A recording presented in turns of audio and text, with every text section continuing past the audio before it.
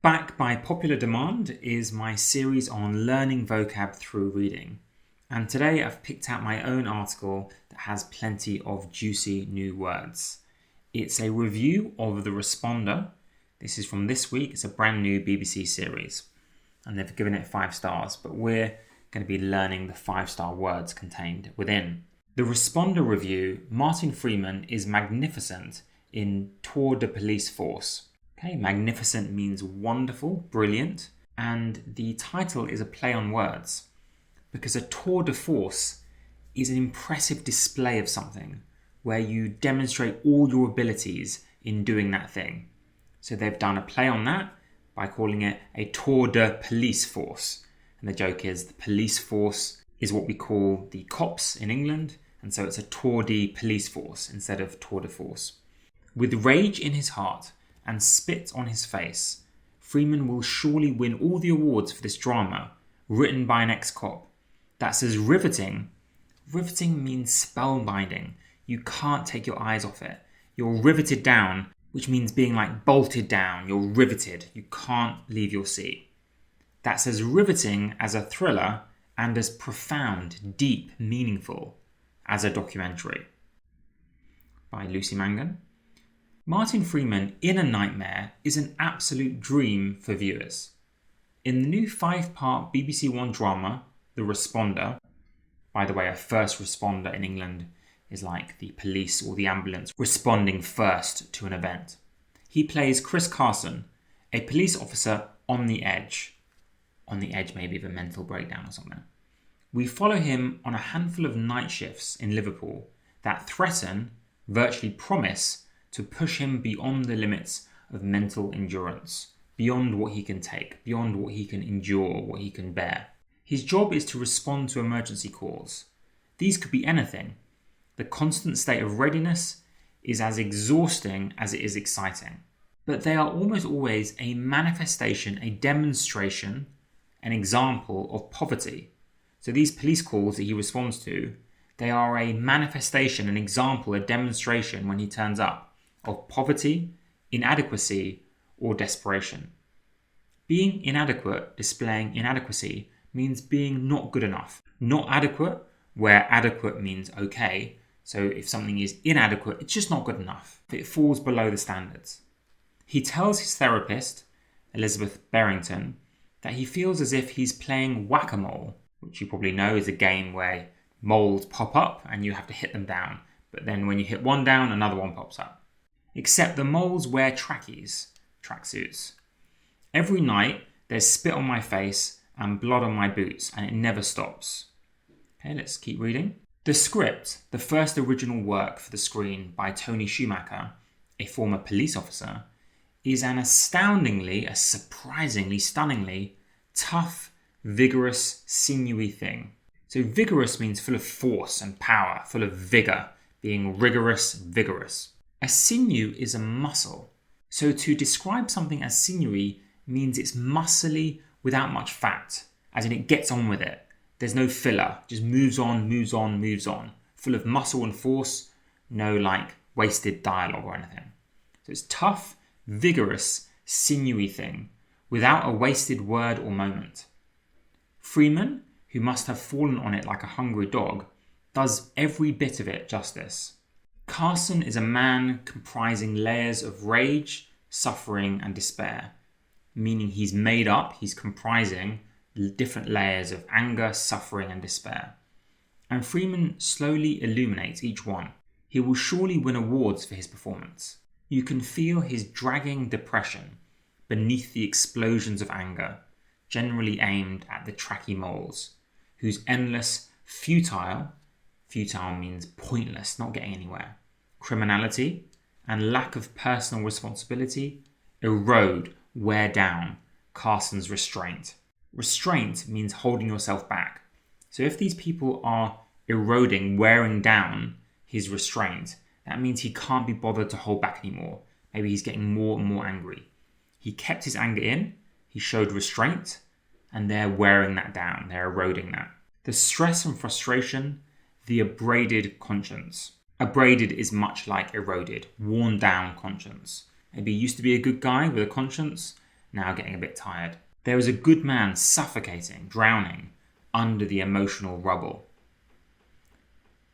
During the first episode's night shift, Carson helps collect body parts at the scene of a road traffic accident, deals with neighbours' disputes, their arguments, and attends the scene of a natural death. He moves through a world of intended, on purpose, and unintended cruelties, and ignores tirades. A verbal tirade is like a string of abuse, a rant.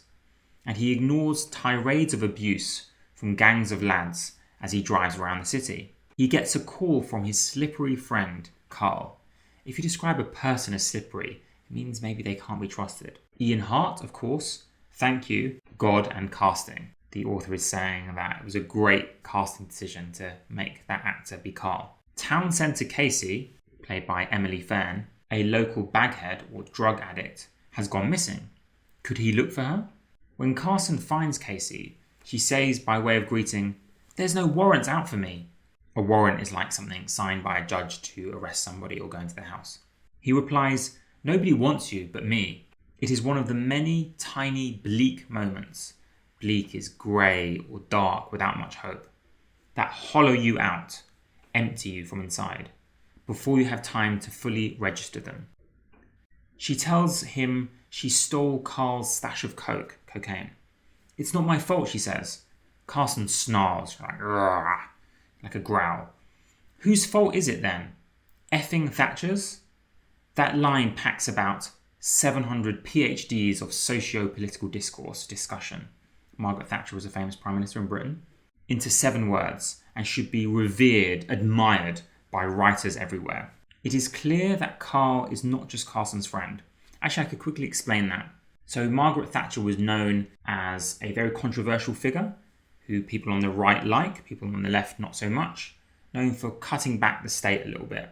And so Carson is asking here, who are we going to blame it on? Like a previous government? And the journalist here, the reviewer, is saying that was a great line that should be admired by writers because it's so thick with socio-political discourse, discussions on society and politics, all in one line. It is clear that Carl is not just Carson's friend, but also a dealer, with Carson at least half in his pocket. Being in someone's pocket means you owe them something. But rather than let Casey get beaten senseless by Carl, Carson gives her the money to get a train to Leeds and safety. He feels for once that he has made a difference. He even tells his mother, played by Rita Tushingham, that when he visits her in the care home, "I did a good thing, just a thing for somebody who normally doesn't matter. Everyone matters," she chides him. To chide someone is to tell them off, in a gentle way. "They really don't," he says. It is a measure of the strength and beauty of the script, the lines of dialogue, and the performances that this isn't a dramatic moment. It's simply a recognition and awareness of the truth the public can usually ignore, but which he lives with every night, and we have watched play out for the past uncompromising hour. To be uncompromising means you don't compromise, you don't find the middle ground, you go all out. So the reviewer is suggesting the program's going all out. And the recognition of the truth, what they mean is, he's saying some people don't matter. And the reviewer is saying, this is a truth. In our modern society, we say everyone matters. But in reality, the country acts as if some people don't matter. Of course, Casey hasn't gone to Leeds. Oh no. She hasn't been robbed of the coke either, as she told Carson. The talk, that's the tension, usually mechanically in a car or something, but here they're describing people. The talk, the tension, the suspense on the remaining 4 episodes, I looked ahead and was unable to look away, is phenomenal. It's a phenomenon. It's a once in a generation event. It's amazing. It's unusual. As is the blistering here means like super intense, as is the blistering humanity and desperation of it all.